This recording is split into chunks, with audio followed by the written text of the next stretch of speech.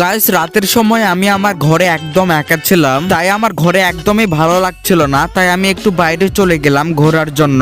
আর আমি ঘুরতে ঘুরতে অনেক দূরে চলে এসেছিলাম, আর রাস্তা থেকে আমি একটা পুকুরে কি যেন একটা দেখতে পেলাম। আর কাছে আসার পর আমি দেখতে পেলাম আরে এইটা তো একটা গাড়ি মনে হচ্ছে। আর একটু কাছে আসার পর আমি দেখতে পেলাম আরে এইটা তো একটা সুপার কার, আর এই গাড়িটা তো অনেক দামি। সেই জন্য আমি এই গাড়িটা নিয়ে পুলিশ স্টেশনের দিকে চলে যাচ্ছি পুলিশকে গাড়িটা দিতে।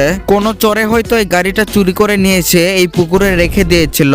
আর গাইস একটু পরে আমি পুলিশ স্টেশনে চলে আসি, তারপর ওই গাড়িটা ওখানে সুন্দরভাবে পার্ক করে দিয়ে আমি পুলিশটাকে সকল ঘটনা বলে দিয়ে বাড়িতে চলে যাই। কিন্তু এর পরের দিন সকালবেলা আমার ফোনে একটা কল আসে, আর কলটা ধরতেই বলে, আরে ভাই, কিছুদিন আগে আমার একটা সুপার কার চুরি হয়ে গেছিল, আর কালকে রাতে আমাকে পুলিশ স্টেশন থেকে ফোন করেছিল যে ওই গাড়িটা নাকি পাওয়া গেছে। আর ওরা এটাও বলে যে ওই কারটা নাকি তুমি পেয়েছিলে। তো আমার কারটা আমাকে ফেরত দেওয়ার জন্য তোমাকে অনেক অনেক ধন্যবাদ। আর গাইস, এইটার জন্য আপনারা সবাই এই ভিডিওটিতে একটি লাইক করে চ্যানেলটিকেও প্লিজ সাবস্ক্রাইব করে দিন।